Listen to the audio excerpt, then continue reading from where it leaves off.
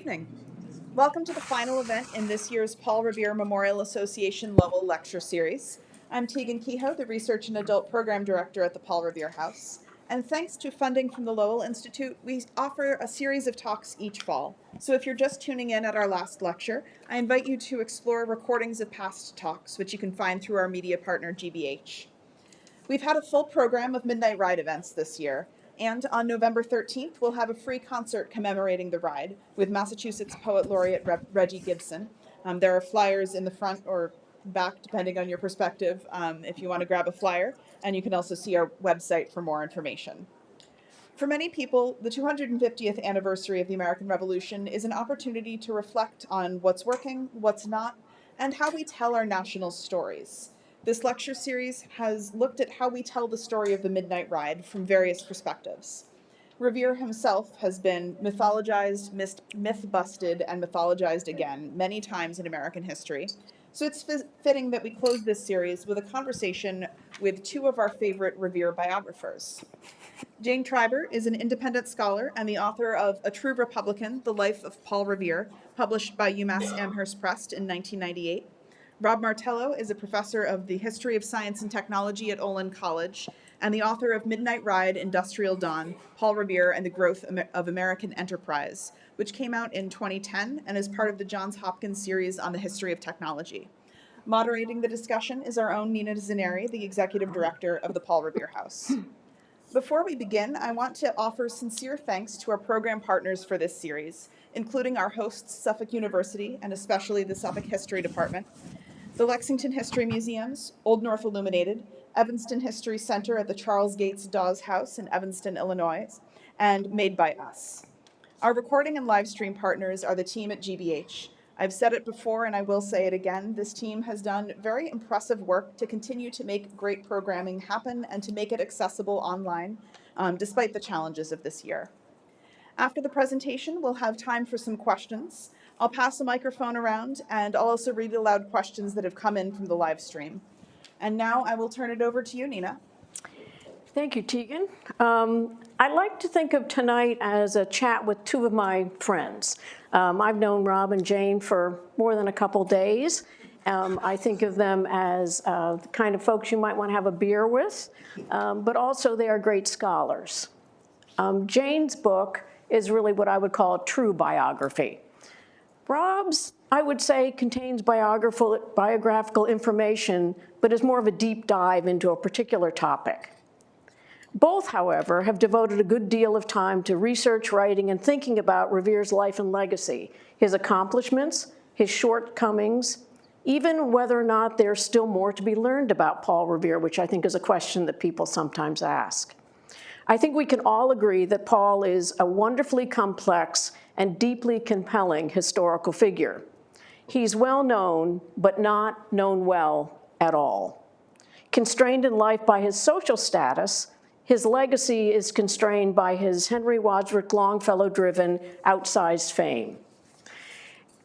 As we come to the end of this year where we've been celebrating and commemorating the 250th anniversary of Revere's iconic ride, our programming and this particular series has explored the ride, other key players, and to some extent the man. Last week we had a wonderful panel that asked who cares about the Midnight Ride. By extension, that begs the question, who cares about Paul Revere? Or maybe, why care about Paul Revere? Tonight we hope to answer that question by taking a fresh look at Revere the man. So I'm going to pepper Jayne and Rob with some questions, and in some cases, just for fun, I'll probably chime in with my own answer, which will, of course, be the correct one. For now, just to provide some perspective, why did you choose Revere as subjects? I will say that Revere chose me. I hadn't really thought about Revere until I was hired as the director of the Paul Revere House, and then suddenly I had to care about Paul Revere. But Jayne, can you tell us why you chose Paul Revere as a subject? I got interested when I worked at the Revere House as a summer job between my junior and senior year at Simmons College. Then I went back there full-time 78 to 81. My education's all split up. I didn't go back to grad school for my doctorate until 1986, and I didn't really plan to write about Paul Revere. I thought, I don't want to get tagged if she can just do research on Paul Revere. But Gordon Wood, my advisor at Brown, said, you worked at the Paul Revere House, didn't you? And I said, yeah. He said, well, you must know a fair amount about Paul Revere. Why don't you work on a biography of Revere? There hasn't been one since the Forbes biography. So thank you, Gordon Wood. That's why I ended up doing my dissertation, which became a book, at his suggestion. But I found him a very interesting character on a number of levels, because he's not a founding father, he's not an orator or a statesman.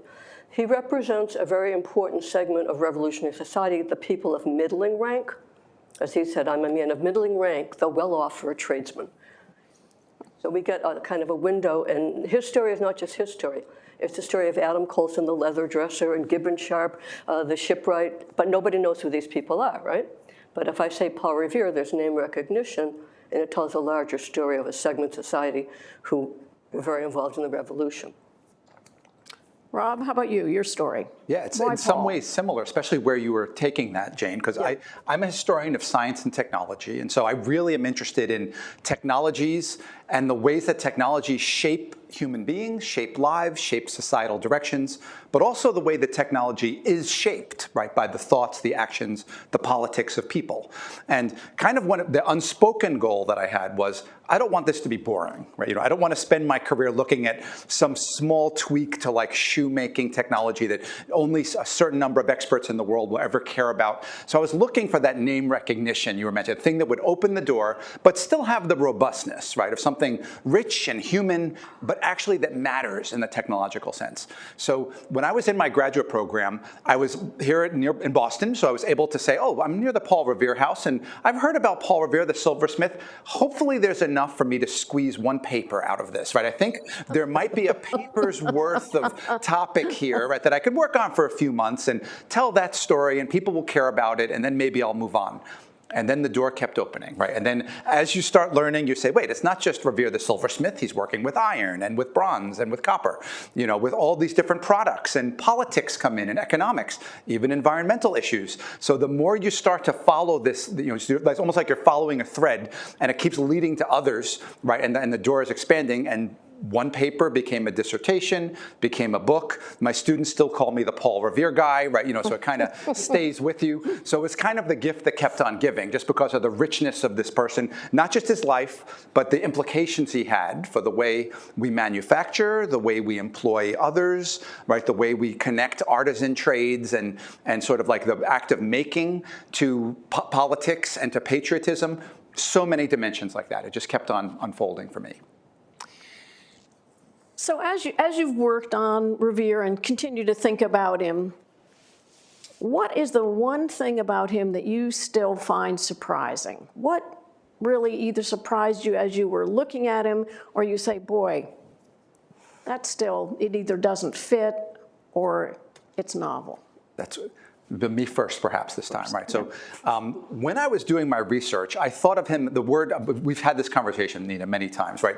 Versatile, right?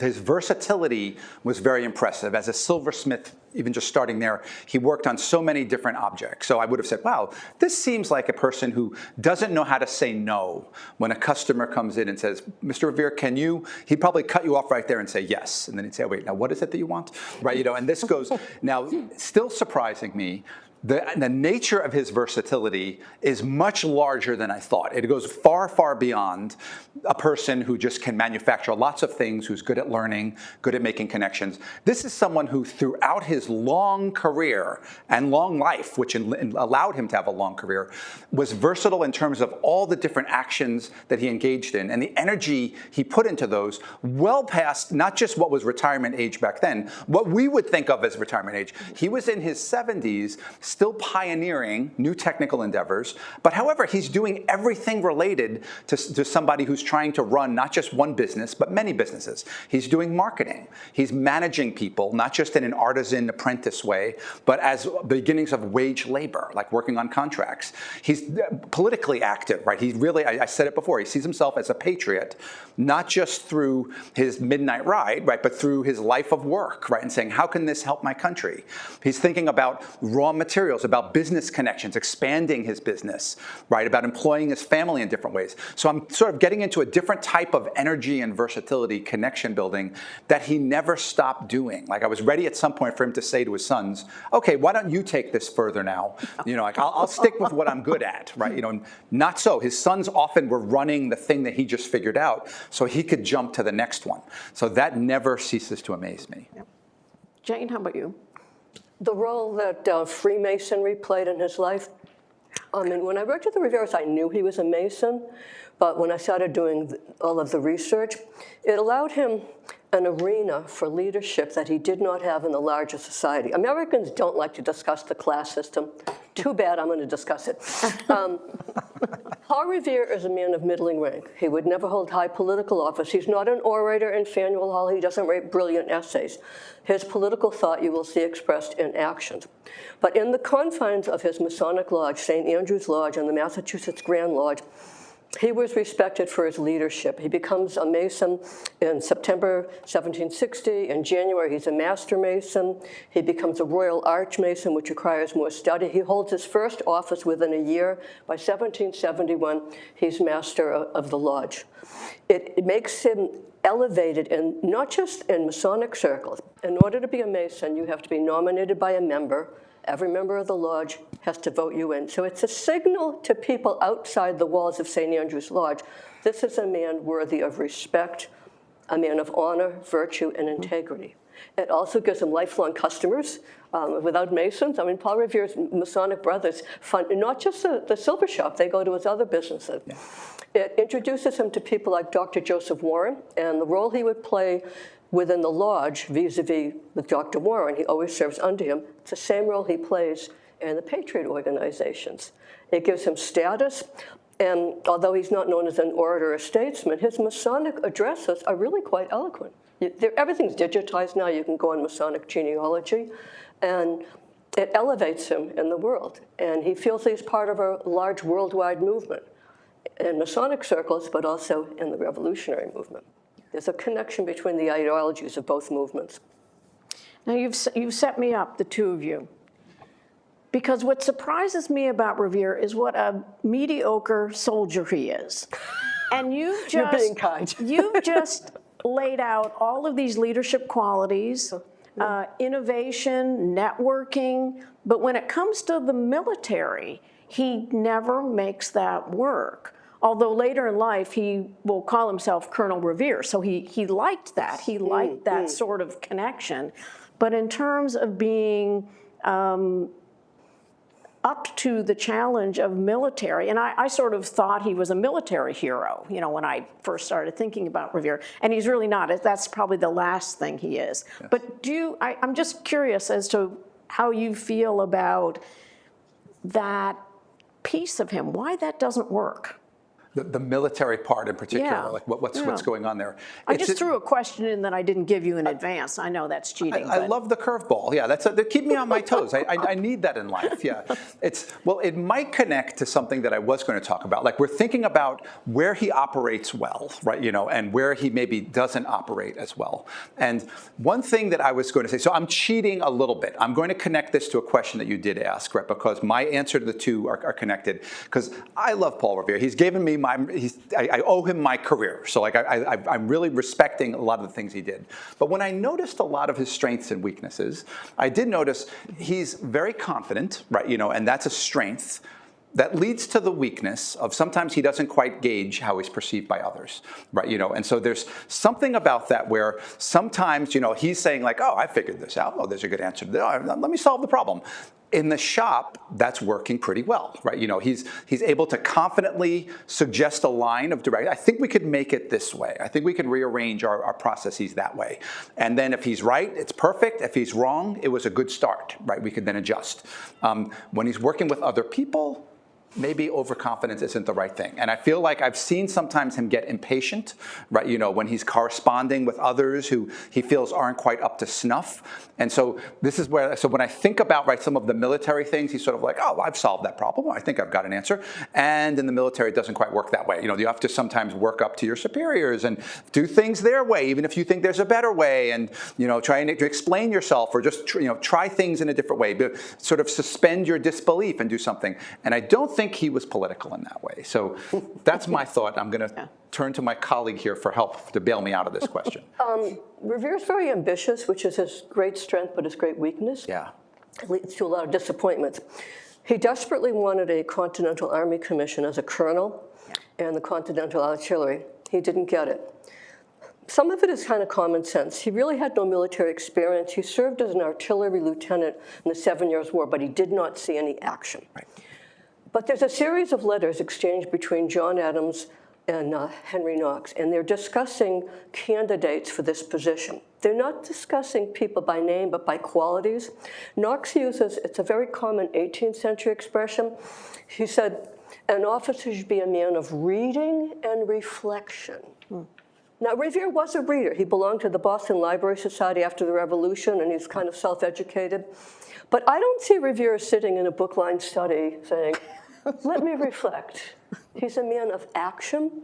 So he's bitterly disappointed. He wrote to John Lamb, the New York Son of Liberty, who did get a Continental Army commission. He said, I have never been taken notice of by those whom I call my friends. When he means friends, he doesn't mean buddies. He means people above him, patrons. It's really directed at John and Samuel Adams. He didn't get the commission. I shall have to be content in the state's service. And part of it is his ambition leads to, he's kind of hot-headed and abrasive. And in the military, I mean, I don't know if we're going to get into Penobscot, but he was court-martialed and eventually vindicated. But he disobeyed an order. When I used to do tours for the Park Service, the North End tour ended up in the Paul Revere Mall by the statue. And I'd say to the people, now when an officer gives you an order, what is the one and only one correct answer? And everybody say, yes, sir.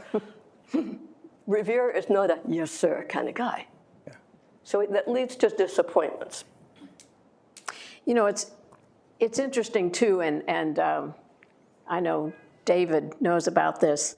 There is a portrait of Revere that is essentially the Copley head, and he's in a military uniform. And it was done by a family member. And so the family also wanted him to be a war hero of some kind. So it's kind of interesting that in the after the fact, that notion of being in the military and some kind of a military hero comes up above the notion of being a working man silversmith, even though that is the one thing Revere's really not good at. It's a very history-minded generation. They do things for the ages, reputation. When we say Revere's ambitious, that can have a negative connotation. The first time I said this was in a lecture at Old South Meeting House in 1995, I think. And I got like, I picked up like a bad vibe from the audience. I used to be a musician, so I like to watch audiences and you pick up body language and stuff like that. And I said, if you look up ambition in the Oxford English Dictionary, it has the negative connotation, like I don't care who I have to step on and who I have to claw. But it also is a desire to gain fame and honor and a reputation for posterity. So it has a positive connotation as well. So I think he's ambitious in both ways, the good and the bad definition. Yes. So we've talked a little bit about weaknesses or failings, which there's probably more than what we've done, so I may go back to that. But let's talk a little bit about what drove Revere, because I think the weaknesses, the things he's good at, the things he's bad at, there's something that drives him. I think some of it has to do with the fact that he's constantly coming up against the glass ceiling of the day, which is he's not a Harvard guy. So he's gets to a certain point. When he is useful, he is allowed into the center of the action. When he's not the right sort, he's sort of told to be on the other side of the door. So I think in his life, he's constantly going back and forth, and whether it's ambition, as you say, or he's trying to prove himself. So can you both talk a little bit about what you think drove him? Me first? I'd be Yeah, happy sure. to. It's such a fun question. This is actually one of the things that kept me going with the research so deeply. The more I tried to answer this question, the more answers I thought I discovered. So I almost have three answers, right? The first two things that drove him, I believe, were conflicting drives, right? So on the one hand, you kind of said it really nicely. He really saw himself, right, as someone who should be rising in society. He that he believes in merit, right, and saying, look, I'm a smart person, I'm competent, I do nothing but demonstrate this competence in many different ways. I'm a member of different organizations, my business is doing well, and I'm going into other businesses, and I'm answering for different parts of his career, right? As his career unfolds, he has more career evidence to this, saying, I feel like I deserve to be one of the people making decisions. I'm tired of being told that I'm going to just be helping others, right, implement decisions. I believe I should be up there, right, in the seat of power. From my angle as a historian of technology, he has a fascinating second drive. He loves technologies. He loves rolling up his sleeves and figuring out how things work. You just could tell in some of his correspondence, he can't resist, right? He's just sitting there tinkering and experimenting and just trying different things, whether it's different alloys of bronze, trying to combine different amounts of metal, or different ways of using his workers, or different ways of using equipment. He just keeps trying to dig in there and figure out the process. He loves science in this degree that it was extant right at this time. And these two things did not play well together, right? Benjamin Franklin was actually better, right, at one point in his career saying, okay, I don't have ink on my fingers anymore. It's time. I have retired from that now. I am a man of science and philosophy. Ben Franklin knew how to play the game. Revere kept going back in. So instead of ink on his fingers, it might be metal shavings under his fingernails. And he's like, I got to get back into the shop. I think there's a new way to do this. So those two drives are wonderful, right? When you see, he wants to be the leader, but he was living in an age where the person swinging the hammer wasn't seen as a leader, right? But he couldn't stop doing that. And I'll just more quickly, I'm not going to go into as much detail on the thing that to me ties it all in a bow, is in a way that we may not talk about as much today, he's actually a patriot. I think that's the third part of what drives him. Both of these first two things, he really is always thinking, what's good for my country, right? I care about this movement. We had a big resistance movement. I was a part of it. I'm delighted that we succeeded. Where are we going next as a country? So he's able to kind of fall back to that position time and time again, right? And say, okay, look, I may be only like the quote, I'm well off for a tradesman, right? It's this qualified, he's not saying, oh, I'm proud of my work. I guess I'm well off for a tradesman, but then it's like, okay, well, what do we need? Navy Department, are there some goods here that I could help with, right? Are we looking towards a war? So he's always tying it up with that patriotic angle. So this interplay is fascinating to me. Yeah. I was reading, he bragged about his work a lot, and his copper is so good, you could pound it X number of times and it won't crack. Yes, and I'm writing the margins of my notes, buy American, buy American. He wants to make money and be successful, but in a way that also serves the public good. I mean, he's serious about it. For sure. I thought it was funny. When I first started doing research, I was looking at the index of Revere's papers. And it says, recipe books. And I think, Paul cooked? I didn't know that. And you mentioned how he taught himself chemistry. Yes. He read Watson's chemistry. Revere went to a writing school. He learned reading, writing, and arithmetic. He taught himself chemistry, and he experimented. I'm thinking, recipe books? I never knew that aspect. I didn't know that Paul liked to cook. He writes down his experiments and what works and what doesn't. That's right. And recipe for gunpowder or for the kind of clay or mud that you use for a mold. That's right. But I always tell people, when you go to the Museum of Fine Arts, get up close to the Copley portrait, not so close that the guard yells at you and says, step back. Because you don't always pick it up in the reproduction. His fingernails are jagged and dirty. Okay? He may call himself Paul Revere Esquire, but even when he has the copper mill and he has people, he still works with his hands, with the guys. So that means he's only going to rise. He always bumps his head about the glass ceiling. And that's a source of frustration. He becomes successful financially, and he contributes to the public good, but he still works. I mean, he had the Gilbert Stuart portrait, and he can wear lace and ruffles all he wants, and he can call himself Paul Revere Esquire, but he still has broken, dirty fingernails. He wants to be in there. Yeah. So I always go and visit the portrait and look at his fingernails. I love what you've both said, and what it brings me to is something that I've thought about recently, it sort of struck me, is that for all of his struggles in life, he's driving, he's doing all these things. At the end of his life, he says, I'm content. And I always think about that, and I think how wonderful that is for this man who struggles and does all of these things and has these weaknesses and these failings and shortcomings and these successes. But when he's looking back, he says, I'm content. And I think, boy, that's something we all would like to have happen when we look back to say, for all that. So. My mom always, when you'd ask her how she was, and I didn't get it when I was a kid, she would say, I'm content, not I'm happy. And I didn't understand it. And I realized contentment is acceptance. There's good and there's bad in the life, but you get to a point where you have that equilibrium. I accept what happened in my life. Yeah. And his poem Cannondale, which is all about that. Absolutely, yeah. It goes on and on for like 11 pages. That's I'm reading, I'm going, is this going to end? Is this going to? I'm not getting any younger. I hope he ends it soon. So with Revere, and certainly I think as we've looked at the 250th, there have been a lot of thought about, are some of these characters that we keep bringing up and studying, are they still relevant? Do they still matter? So why do you think Revere is still important to look at today? Where does his relevance come from? Do you want to go first? The whole idea of, it's really the point of Longfellow's poem, in the hour of darkness and peril and need, any turning point in American history, we need ordinary people to stand up and make a statement. And Paul Revere is a symbol of that.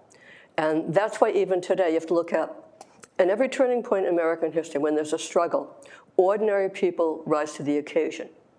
And Paul Revere is really the epitome of that. He also, like I said, I used to mention names of all the other artisans who were members of his Masonic Lodge on my tours, and I said, you're all looking at each other saying, who's she talking about? I said, if I told you the story of the leather dresser, Adam Colson, he's Paul Revere, except no one knows who he is, because he's just a leather dresser. He didn't make the midnight ride. Revere's story tells us about a segment of society, men and women of middling rank, who played a role in the revolution. You don't just have to be an eloquent speaker or write essays. You can sign a non-importation agreement, which is what women did. Paul Revere and William Dawes signed a non-importation agreement. When Dawes got married, he and his bride, Mahitable, appeared in homespun clothing. They got their names in the newspaper about this. So Revere's story tells us that an ordinary person can rise up, and for all the mistakes in the Longfellow poem, and I worked at Longfellow National Historic Site, so I feel like I should always apologize for Longfellow. And by the way, he did write to a friend, George Washington Green. A Dawes descendant, Henry Ware Holland, wrote a book on his famous ancestor, and Longfellow writes to his friend George Washington Green in 1878. He convicts me of high crimes and misdemeanors. And Longfellow continues, let's just call it poetic license. For all of the things that he changed in the poem, he got a lot right about Paul Revere. The boldness, the commitment to an idea, the bravery. I mean, he's out in the middle of the night, and British soldiers are patrolling the roads. He could have been shot. He was almost captured right at the beginning of the ride. So this guy is bold, and he's brave. And he's a man of action and believes in ideas about liberty and things that we sort of, the words that we use, liberty, equality, all the freedom and stuff like that. Revere believes in this stuff and is willing to put his life on the line. So Longfellow got a lot right about the essence of Paul Revere, the actual details of the ride. He's not writing to the revolutionary. He's writing to people on the eve of the Civil War, creating a romantic image of the revolution. And Paul Revere becomes the symbol, a time when Americans, North and South, believed in the same ideas. I mean, he glosses over and he makes the revolutionary, like, all for one and one for all. But it's an important point, and that's why Revere, I think today, people say someone can stand up for their ideas. And they may be an ordinary person. Maybe they didn't go to Harvard, and maybe they're not a gentleman. Maybe they don't have fancy clothes. But they're committed to an idea. They're worthy of respect and study. Again, this is one of those questions I love thinking about, right? And I could answer it with different hats on, so I'll be quick about the different two hats. I'll leave myself to two hats. That's one too many, perhaps, right? But with my history of technology hat on, I just think, like, what do we have to learn about Paul Revere today? What's really interesting, Paul Revere had this magnificently successful career, right, as a manufacturer. At no point in his career did he invent something new that was a new product, right? He worked with a lot of silver work. He then made cast iron type of common goods like window weights and tools for fireplace or stove pieces.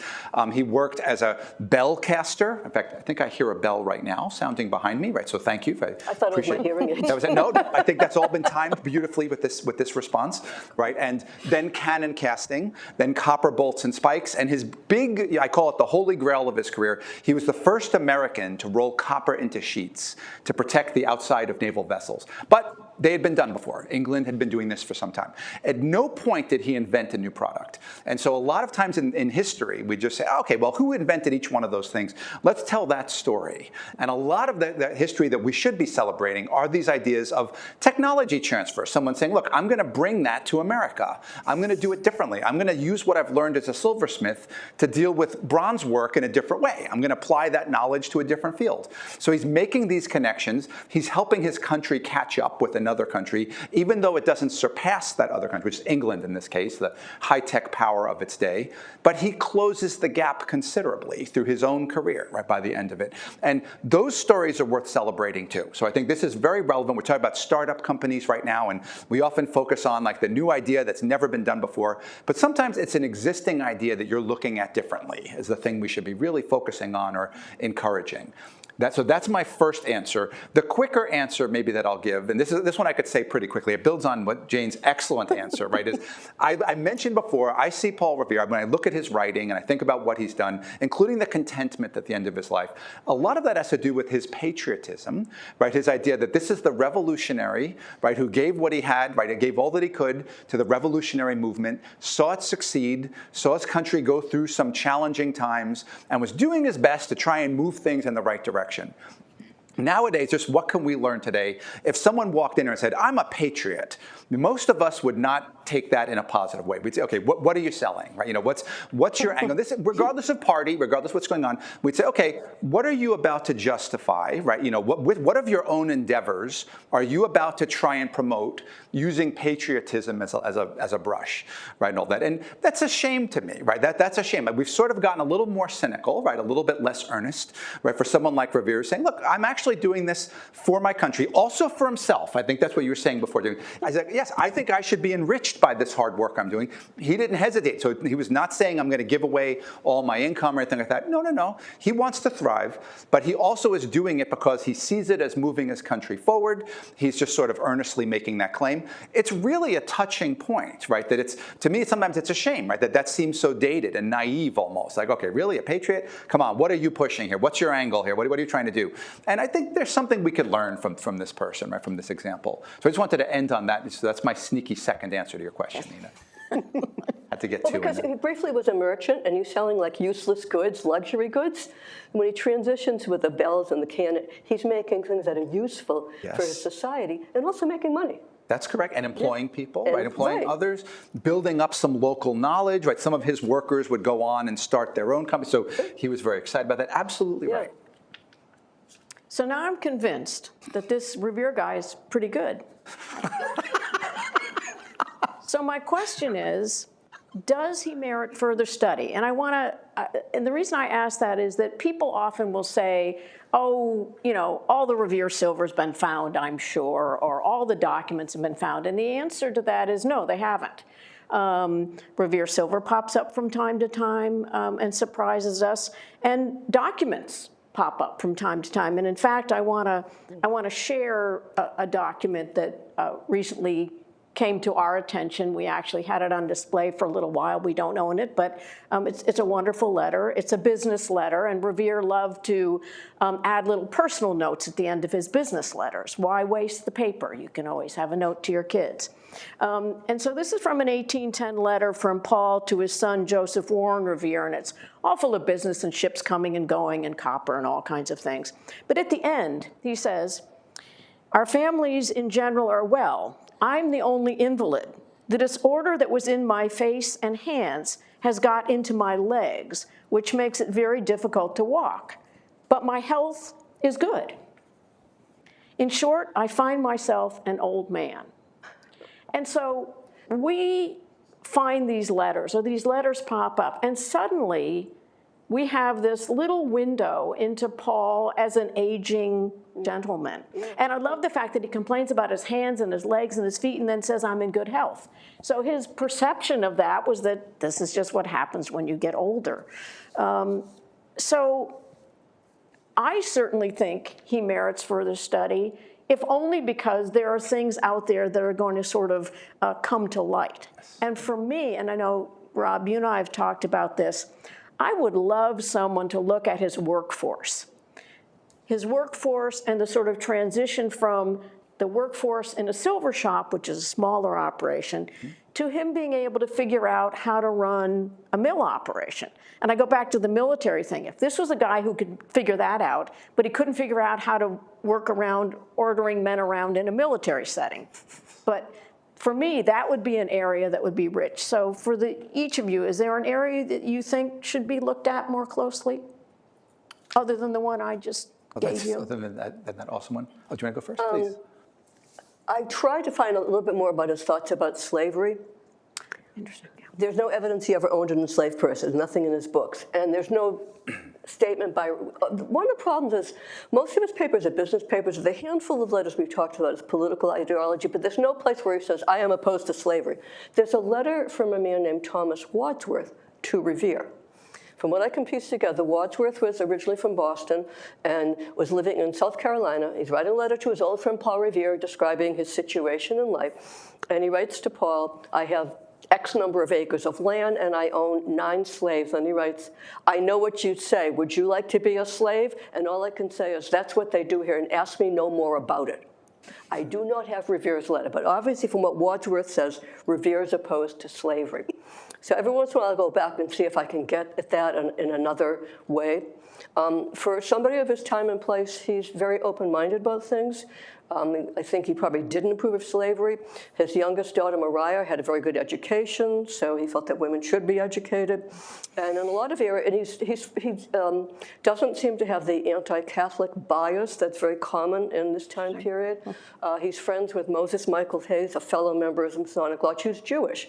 So those kind of things, but there's not enough from his papers. I wish I could find more.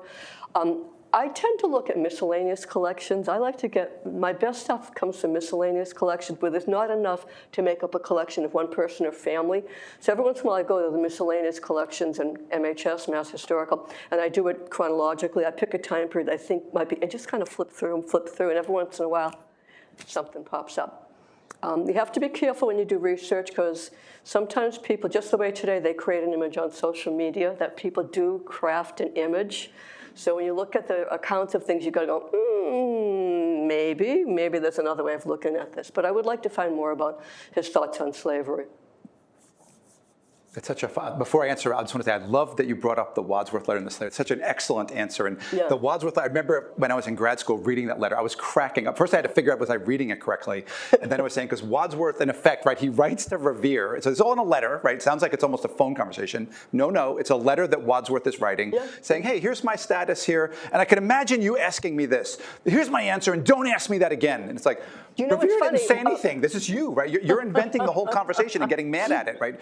I found Wadsworth's will in South Carolina, and he freed his enslaved people. And I'm thinking, wouldn't I love to say, Paul Revere convinced him to do it? I would love to find the letter where Revere says, free your enslaved people. He's like, I'm tired of Revere yelling at me. And it's like, you wrote the letter. Revere didn't say anything. I know, it's a shame we don't have the response or what prompted it. I got some stuff from the repository of the letter, and they sent me the guy's will and everything. And I thought, oh my God, I wonder if Revere influenced him. That's right. And Nina, I loved your answer about the workers. I think that's such an important angle. I'll just piggyback on that slightly. Right, and just say, sorry, my mic almost disconnected. I would love to look at Revere's business sort of from the angle of other businesses a little bit too, right? So what is his role in the network of what else is going on in Boston? I think there's a lot of interesting things there. Who's he buying his supplies from, right? Where are his products going? You mentioned the workers, right? How he's managing it. This is a semi-cheat because I'm borrowing some of your answer, but those workers, like I mentioned, often move on, right? They go somewhere else, they start up their own shop or something like that. I feel that Revere's impact, right, the ideas that he has, are well beyond what we look at, by just looking at what's happening here in Boston. And a few of the examples, speaking back to the letters again, several people have written to Revere. One was in Baltimore, I forget the gentleman's name, right, where they say, Mr. Revere, I'm also trying to roll copper into sheets. I know you've been doing that successfully, but my sheets are not even. One side is thicker than the other. We have the Revere's response, where in some cases he includes a diagram. He'll say, look, I think your two rollers are not aligned properly. If they're not, one side is different. Here's what you got to do, right? So he's giving them a little bit of help. He's sponsoring others. It would be really interesting to learn more, right, about like what's going on here. Is he shrewdly saying, I need allies, right? I need other manufacturers to join me and we can lobby together.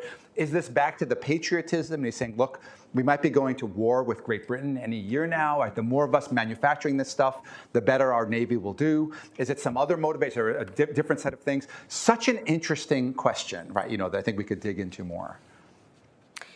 As you can imagine, and folks in the audience who work at the Revere House, you'll identify with this. Visitors say the darndest things, and they ask the darndest questions. And sometimes you think, where could that question possibly have come from? But there it is. I will share my favorite question, and then I'm going to ask you what sort of question someone's asked you where you've said, oh boy, oddest question. For me, and this is true, people don't believe me when I say this, I was in the Revere House. Someone came up to me and said, okay, help me out. When was Paul Revere president? Before or after George Washington? Feel free to call out an answer if you have one. I think I might have turned and walked away. I don't think I knew what to do. So in your sort of travels where people, is there a question that pops into your mind that someone asked you that was just I got two amazing? that were quick ones, right? One was saying to me like, oh, Revere did all these different industries. This is great. But when did he have time to make all that beer? Right. And I said, I think you're thinking of the Sam Adams logo, right? So it's like, yeah, I don't know where we got that one. And the other one, again, is like, I often get lots of questions, not answering the question directly. I get lots of questions when I visit a different group, like a library somewhere, and they're always curious, did Revere make the weather vane on our town hall? Those are good questions, right? Or maybe Revere made the cannon that this group has and all that. It's like really interesting stuff. And so once one group was saying, oh, I'm so interested. Yeah, I knew that he made bells already, right? But why did that one crack? And I was like, what one crack? The one in his church that he made, right? They said, no, the one in Philadelphia. And I said, oh, you mean the Liberty Bell? Yeah, he didn't make that one. Yeah, so that was so that's one that I enjoyed too, right? Kind of like I know that we want him to be involved in every cool patriotic manufacturing thing in our country, but we can't give him that one. I'm really sorry about that. The reason why I brought this, this is the first publication I ever wrote on Paul Revere. It accompanied an exhibit. Paul Revere's Ride from History to Folklore. And it's still on sale at the Paul Revere House. Sadly, I do not get royalties, but let us move on. It was prompted by the odd question.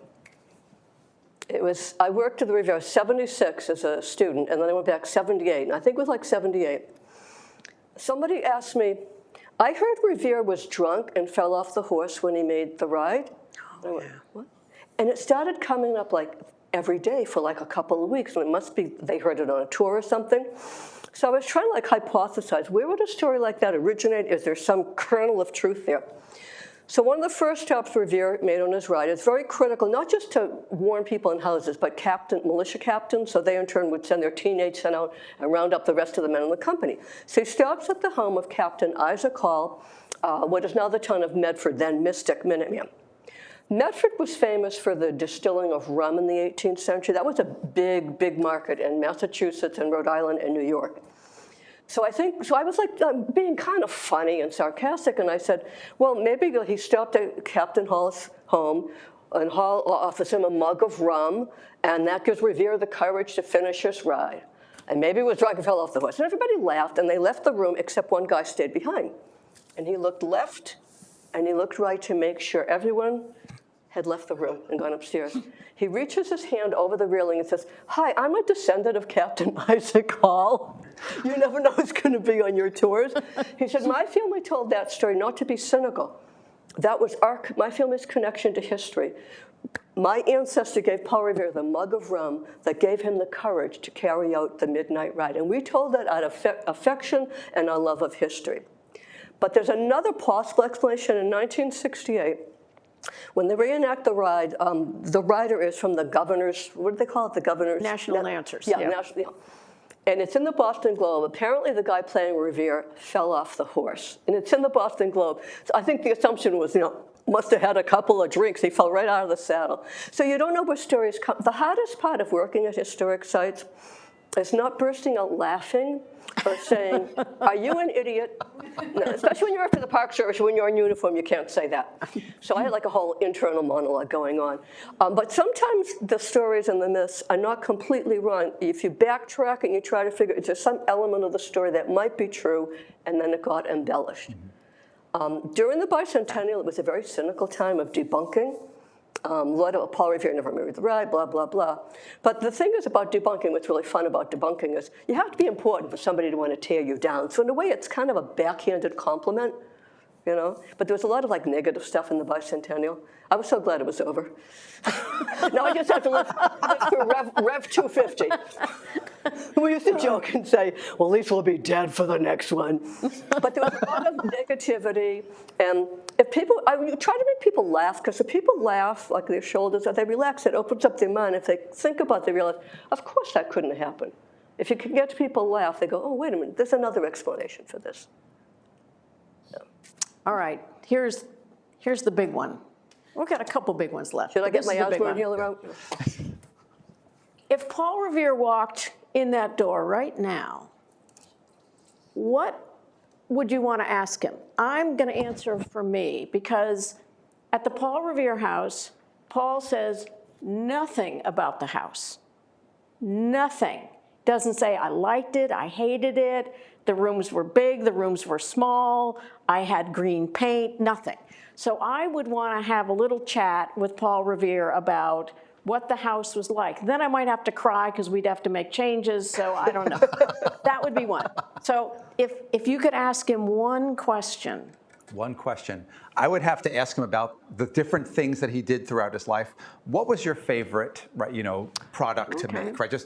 There's so many ways he might answer that. Like say, I love the metal silver, right? Or I love the cannon because it's helping our military, right? Or I love the process of making this. It's very challenging.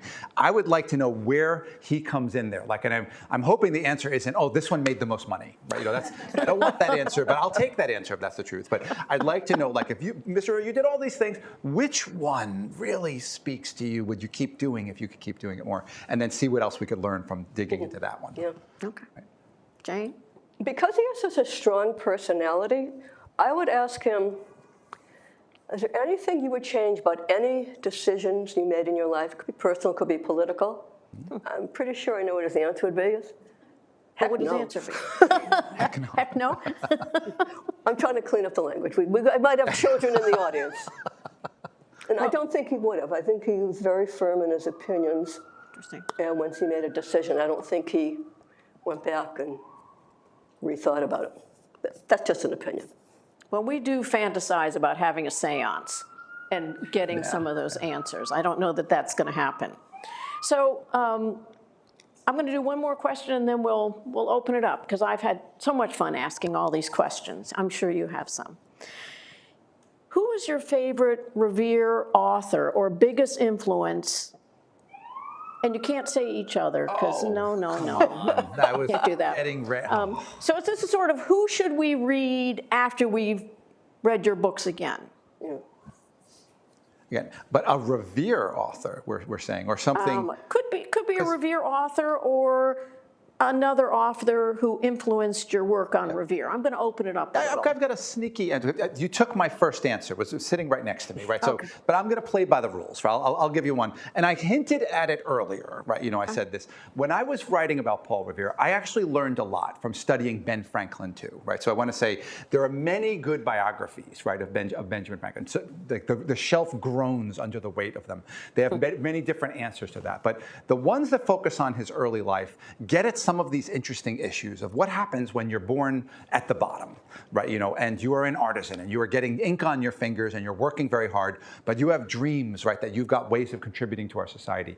And Franklin and Revere are both really sharp people. They're both ambitious, right, in all senses of the word, right? And they both actually move up, right? They move up, but different heights. Franklin goes all the way up, right? As high as anybody can go, most famous man in the world. So seeing his story and his trajectory really helps you look at Revere's a little differently. So I think it's interesting in and of itself. But if you're interested in Revere and you look at what Franklin did and didn't do, there are some choices Revere didn't make that usually work out really well for Franklin, right? So it gives you a different sense of a way to do it, right? A sense of a way to use things. One quick example is using humor. Right? Revere, you get a sense that he has a certain kind of humor, but it's maybe edgy, right? You have a sense like maybe a sharp humor, and you might exhaust his humor if he thinks you're wasting his time, right? You could imagine the humor going away. Ben Franklin is the master, right? Ben Franklin has a twinkle in his eye, and is able to tell. Some of his enemies at one point said, "Look, Franklin's going to make a motion to speak. Don't let him speak. He's going to tell a story. Everyone's going to be laughing. They're all going to vote for whatever he says, right? Do not recognize him from the chair, right? So you get a sense this is the guy, right, who could weave it together. So I would urge you to go check some of those stories out. Yeah. For the Midnight Ride, David Fisher's book. That's the book.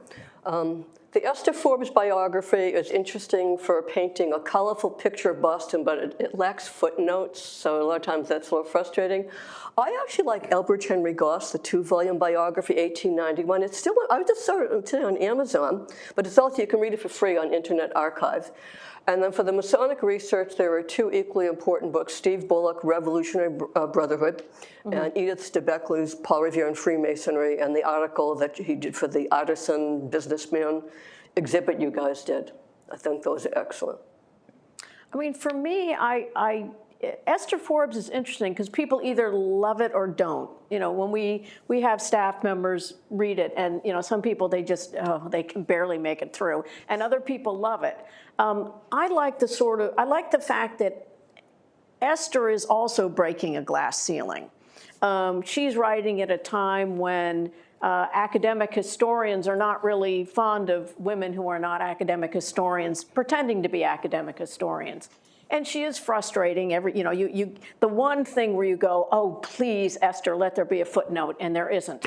And then there's lots of footnotes where you don't want them. But, she really, she was a remarkable author, very, very, she won prizes, and she's an interesting character. And I think we're going to do a little bit about Esther just to sort of give her back a spot at the table. But it was always interesting when we were working with David Hackett Fisher, and he would mumble something about Esther Forbes. And I said, well, but David, you just referenced her here, right there. You took Esther Forbes. And I'd say, well, David, you just referenced her over here again. So, she really did set the standard. So those are my questions. I think we'd love to see if folks in the audience have some questions.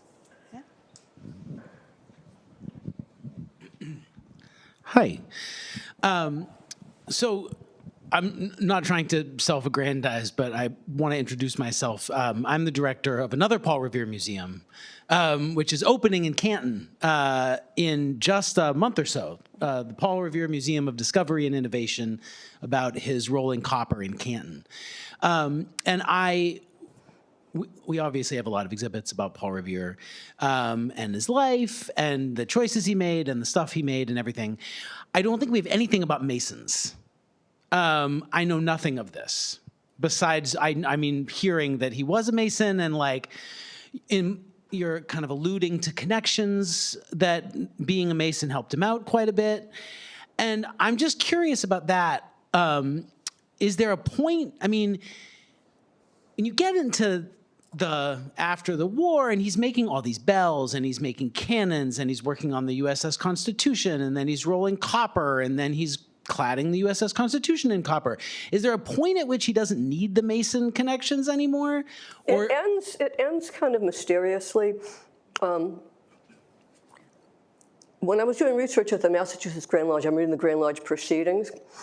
Two of his lodges, it's very complicated, and usually only Masons are interested in this, but his first lodge, they break up over that they should continue their allegiance to St. Andrew. St. Andrews gets a charter from the Grand Lodge of Scotland, or they should be an independent lodge. Revere votes to leave the lodge, and he forms another lodge, Rising States Lodge. That lodge, it's unclear what happens. There's comments about dissension going on. And his name disappears from the Grand Lodge proceedings after about 1809. He did not have a Masonic funeral. There's certain suppositions. Masons are not supposed to bring political differences into the lodge. The most important bond is the Masonic bond of brotherly love. You leave everything else outside, but they're human beings. There's a couple things going on. Revere is Grand Master 1794 to 1797. The next two Grand Masters are Democratic Republicans, not Federalists. And there's one letter Revere writes to Reverend George Richards in Portsmouth, New Hampshire.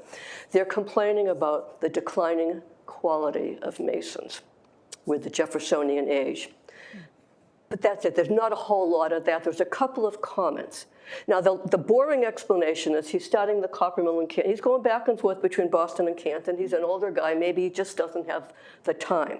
And what I've learned is his story, and sometimes there's an exciting possible explanation, but sometimes there's a boring logical explanation, so I can't tie it up in a neat bow. Maybe he's disappointed in the quality of Masons now that they're Jeffersonians, but it could just be he's an older guy, he's starting a new business, and he just doesn't have the time for Freemasonry. But it was such an important part of his life from 1760. Sometimes you can't tie everything up with a nice little bow. thanks. Thank you all for coming. Just quick question. As history and the average American, I should say, learns about Paul Revere, the one thing they learn about him is the Midnight Ride. How would each of you, if he was not remembered for the Midnight Ride, how would you want history to remember him? And what was the defining actions that textbooks should look at instead of the Midnight Ride if, for some reason, he did not participate? So imagine there's no Midnight Ride, right? Let's say he's just not part of it. Yeah, so just something like that. That's not just how I do that. So yeah, we're looking at me for some reason here, right? So yeah, that's it. Take it away. Take it away. Yeah, I'm leaping right into this answer. Yeah, Paul Revere. I think of him as sort of the person who led America from crafts almost into industry. I call it proto-industry, right? So he sort of got us very close to the Industrial Revolution well before we date the Industrial Revolution beginning.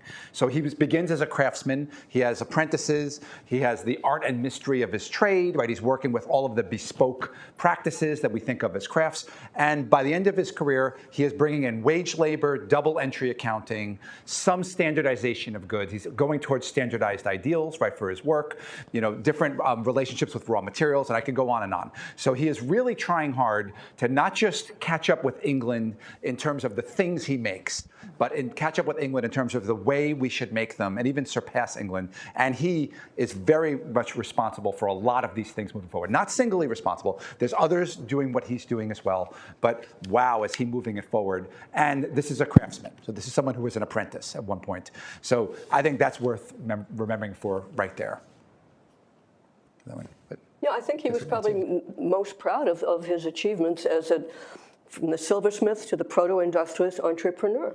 Yes, very entrepreneur. And his silver certainly merits looking at. There are some pieces that he made that are remarkable. The Liberty Bowl, his fluted teapots later on are quite, other silversmiths buy them from him because they're so wonderful. So I think the silver certainly would be something that would at least get him in the decorative arts museums. Because both of you researched Paul Revere, I'm guessing quite extensively to write your papers and books about him, is there any particular place, archive, museum, what have you, that you consider almost necessary if you want to have a more or fully complete understanding of Paul Revere? And if so, like, why that particular place? Is it because of its extensive collection? Is it because it has like one specific thing that's very important to know about him? Just sort of like, what was the keystone of your research, I suppose? Well, Massachusetts Historical Society is where you would start, because it's not just Revere's papers. When I studied Revere, I read the Adams papers, Henry Knox's papers, like all of the people that were out in the Revolution from different angles talking about the time period and about Revere. The other thing is today is so much of the stuff is digitized. I actually do like going to repositories, but like for government documents, one of the Boston Committee of Correspondence papers, a Provincial Congress, Committee of Safety records, all digitized. Yes. But I still like to wander through and like flip through things. But just if you start with Mass Historical Society, you could be there for weeks going through all the different collections. And indeed I was. Yeah, that's Yes. that was the same. The Mass Historical Society really, like you said, I like your answer so much, right? It had Revere, all of his surviving papers are there, loose correspondence, right? Letter books, which are great. He's drafting letters, right? In his letter book. Then he copies it onto a clean sheet of paper and mails it. But we have his draft, which sometimes the draft is more interesting when you see what gets crossed off, and replaced with a different word, or he's working on spelling, right? Even with working on spelling, he still is inconsistent with the spelling. Words like annealing, right? He knows what annealing is, but not how to spell it. So we're getting different things there. So in terms of the archives, nailed the answer. I was a research fellow there, so I was there for like a really long time doing work. But most of the other stuff I did was digitized stuff like committees. Originally, it was actually documents. But when I've gone back, because periodically I've gone back, I've been re-examining everyone's celebrating all these turning points in the Revolution. I like the quiet periods in between, because that's when they're organizing. So I started going back and rereading Committee of Correspondence papers, Provincial Congress papers, Committee of Safety. And you go back, you're looking at it from a different angle, you're asking a different question. So you can go through the same documents, but other stuff pops out at you because you're asking a different question. That's great. But your question is a good one, right? Because so archive-wise, that would be my answer, right? It'd be Mass Historical, so many things there, not just about Paul Revere, not someone he might be working with or something and all that. But I remember being a graduate student doing this research, going every day to the Mass Historical Society, right? Just digging in. Eventually, they let me look at his book, right? I had to earn that. So at first, they're like, no, deal with the microfilm, you'll be fine, right? And eventually, when I was saying, I really can't read this, okay, put on the white gloves, let's go. We're going to go into the sealed vault, right? That was like a thrill. But I'm going to say, going to the Paul Revere House, right? That was my other fun, right? When I would go there, you had some great sources there too, right? Not as many though, right? But talking with everyone there, right? So it's not just about going to the archive. It was as if we were sitting around a coffee table and you expected Revere to walk in and join us, right? And oftentimes you would refer to him as Paul, right? Well, Paul was doing this at that time of his life, and Paul, right? And I remember Pat Leahy, right? We would just have all these great conversations there. And so being with your own people and be able to bounce ideas around. So many times I would raise a hypothesis, right, when I visited the house to look at something and kind of get polite pushback a little bit. Say, Robin, maybe he's not that, but maybe try something different. That was phenomenal, right? So I just remember getting so much benefit out of that archive too. So we've got a couple of questions from the live stream, and I'll start with one of them. So a commenter asked if you could speak to, and I think Nina might chime in on this one as well, your impression of Paul's response or how he felt in reaction to losing several of his children at a young age. I'll go to that one because it is something that really touches me a lot. And, we are in the Revere House and people make a big deal about the number of children. All those children. And I always want to stop visitors and say, but wait a minute. This is a man who, at the death of one of his last children, not his last, but one of his, close to his last children, and he is bereft at the loss of this dear little boy, he says. So it's a reminder that each one of, and he's a man who buries two wives, a number of his children, some of his grandchildren, and so he carries that sadness with him, and it is just tragic. And so I think, he's a guy, he's a dad, he's a husband, he's all those things. He's Colonel Revere, he's the Midnight Rider, but he's also that family man.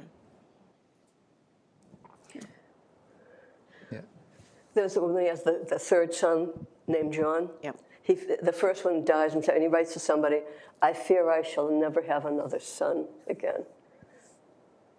Visitors would tend to think, well, he had all those kids, so just one dies, so who cares? And it's just, it doesn't matter what time period when, he's a father, he's a dad. Yeah. The loss of one child is too many. Yeah. And it does humanize him, it does humanize him. Totally. It's so easy to lose sight of that, saying, oh, he shifted from iron to working on bells at this time of his life. But then you look at what's going on, and he goes home, and this is what's happening in his household. And either there's a new child, or he loses someone, and you're saying, like, it's all going together. It humanizes him completely. Or his mother. His mother lived with him. His mother being a presence for so long. Yes, Yeah. that's right. Just being there, a wife passing, who and then he gets remarried. Right. So just life is going on, and he's trying to hold it all together and continue supporting his family. But you could feel the weight there. Yeah, it's absolutely a vital, powerful part of the story, of the big picture. And the night of the midnight ride, and let's talk about Rachel. He goes out of the house. Rachel has a babe in arms. There's other children. And they don't know if they're going to see each other again. And so, Rachel is carrying the home, the hearth and home, for all the times that Paul's away, whether he's away riding or doing business. And she is in some ways the unsung hero in his life and in supporting him. We don't know as much about his first wife, Sarah, but certainly Rachel is a character that needs more attention. What always struck me about Rachel, she's only 11 years older than Revere's oldest daughter, Deborah. So she's got and then Paul Jr. So she's got teenage stepchildren, and then she has her own children. And she's in charge because he's gone. Yeah, that's right.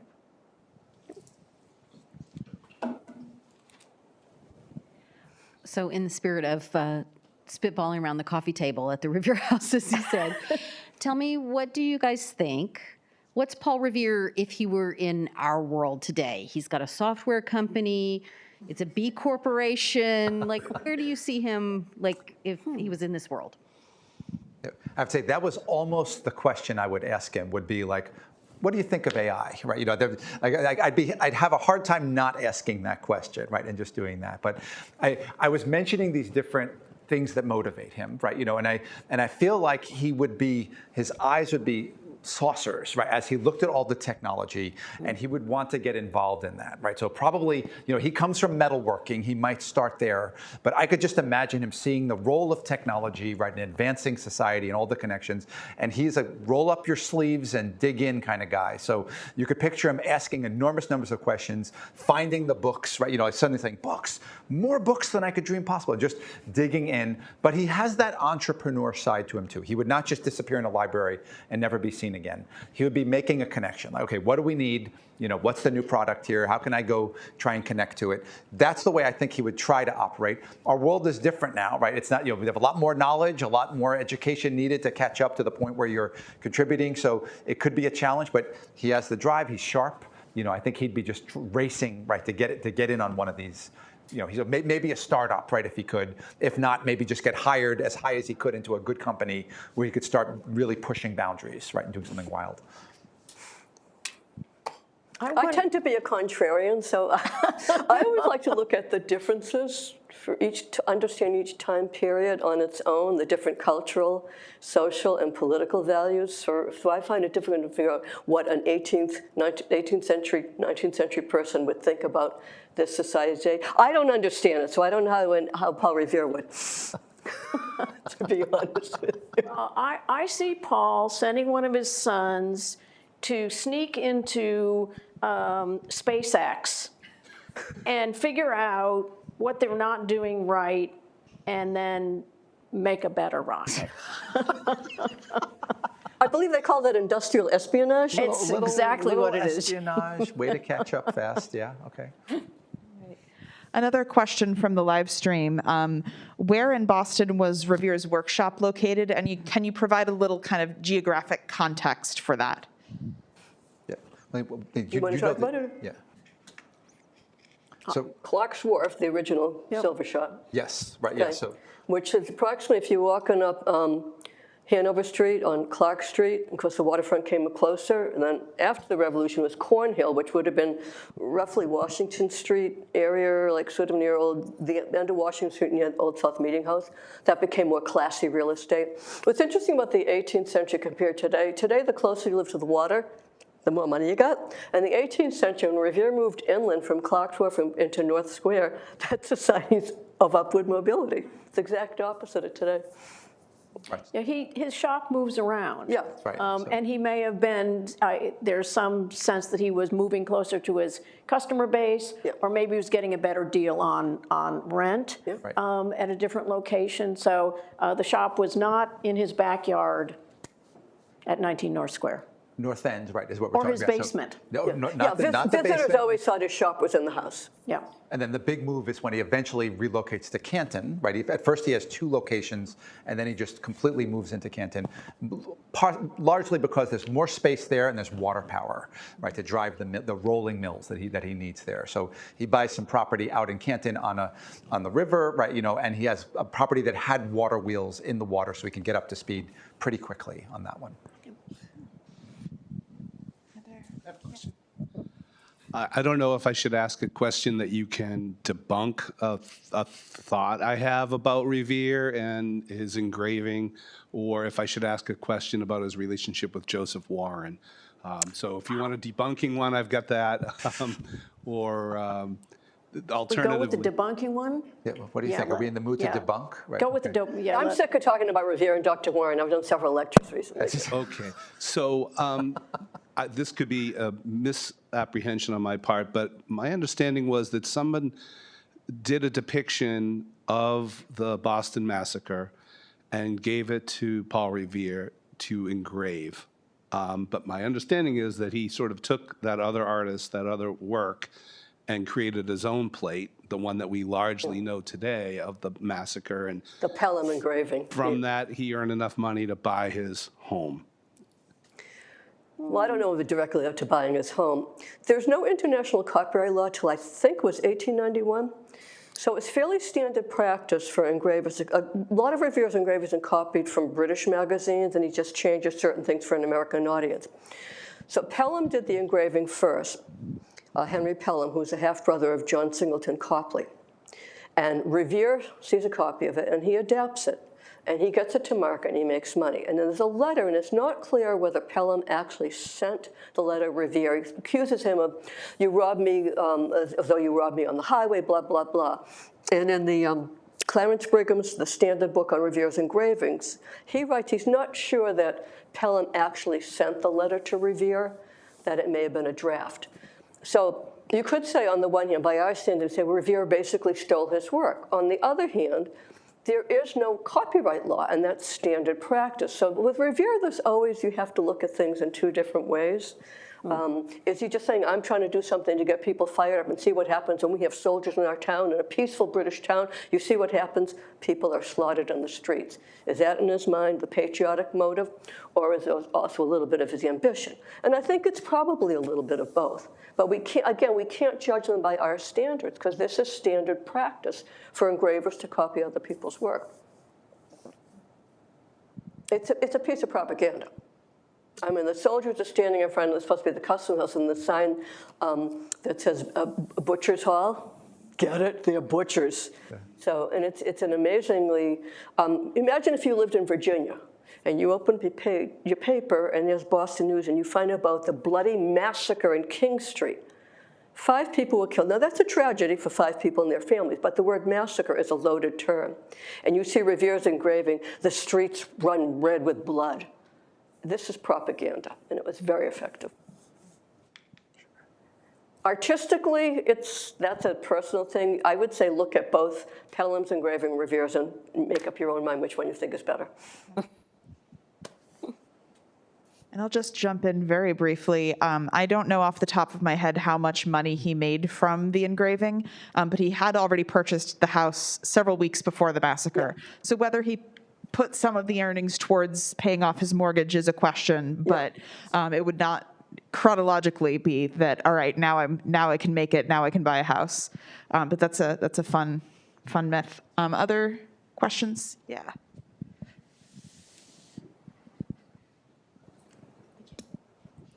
I was wondering if you had a specific example of an advantage that Revere had, either politically or like business-wise, because he was a Freemason. Well, I can answer it. This doesn't have to do with being a Mason, but when Revere, he inherits both his trade and a good shop from his father. So in some ways, he's leveraged into his abilities as a silversmith because of his father training him. And he says his father left him a good customer base and that opportunity. So in a way, he inherits that. He carries it with his own skill, but he's got that piece of advantage that his father didn't have. His father had to build a shop and a customer base. That's not Masonic related, but It's kind of interesting, the letter that Revere writes to his French cousin Matthias, they're discussing the family genealogy. Revere's father died when he was only 54, Revere was 19. And Revere can't legally open his own shop until he's 21. But he writes to his cousin that my father left no estate, but he left a good name and 7 children. He did leave an estate. He left a fully stocked silver shop. I found an assessment of Revere's tools. They were worth, at one point, it was over 200 pounds sterling. If Revere's father had not left him that, Revere may never have opened his own shop. He may have been working for somebody for the rest of his life. So his father, and he left him a customer base as well. His father wasn't a Mason as far as I know, so that's a whole separate other thing. But his father left him a good trade and tools, and his early customers largely were from his father. Mm-hmm. And then he developed his own base, his fellow Masons, his neighbors, his friends, fellow Sons of Liberty. He has multiple connections to people. There is Lodge Brothers, there is his friends, they're members of the North End Caucus, which planned the Tea Party and other events. So everything he does just deepens his connection to his fellow master artisans. Yeah, that's the best way I would be able to try and answer this question, right, is Revere was throughout his life, he was a member of many organizations. Yeah. And someone did a study of this, and I think the percentage was something like, he had a way of converting something like 20% of the people in each of the organizations, his church, Masons, right, the Sons of Liberty when he joined that, whatever organization we're talking about, around 20% of each one also became his customers.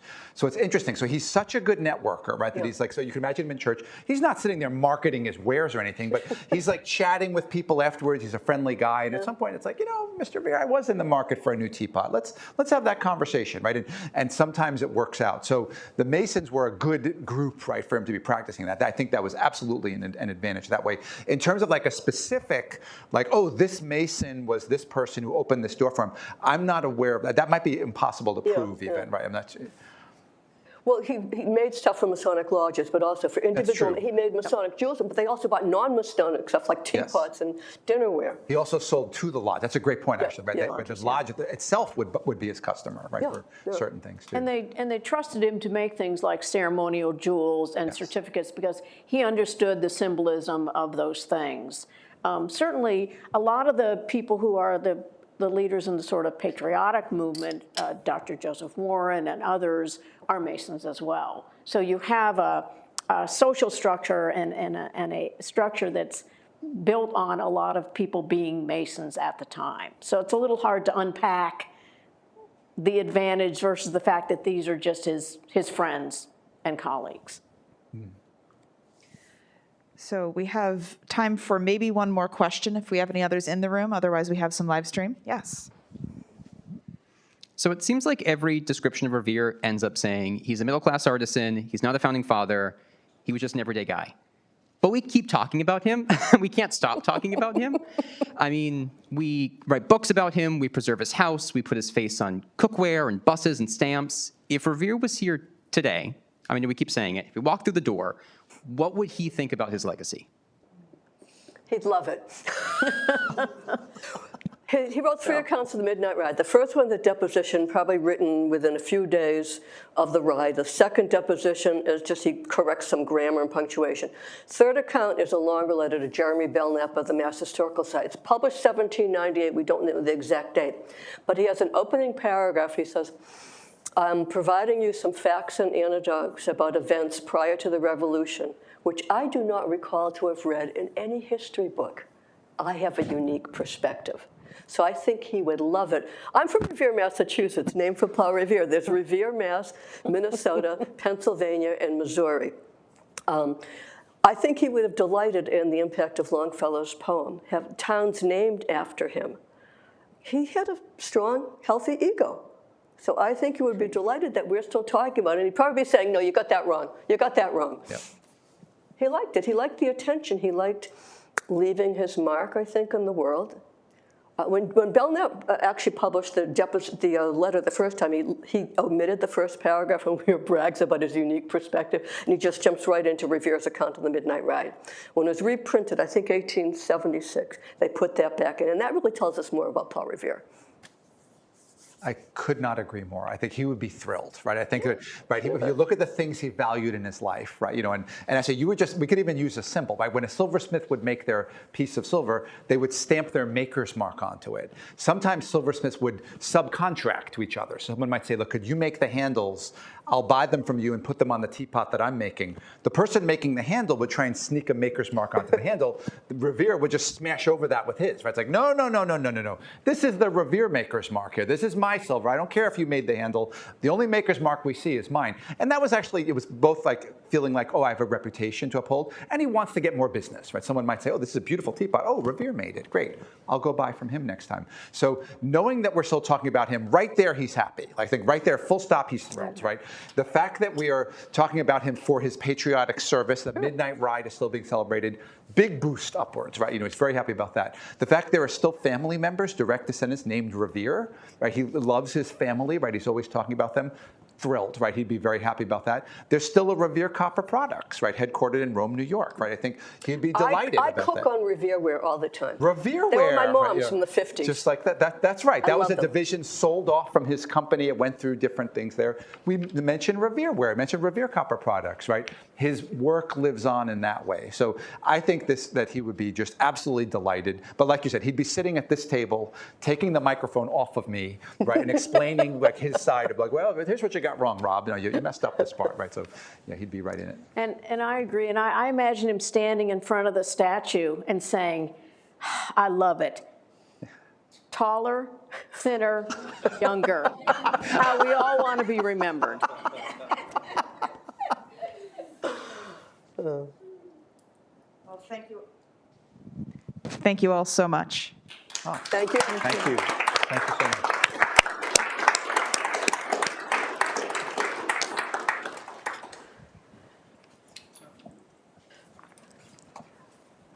Game 4, the World Series people, go home.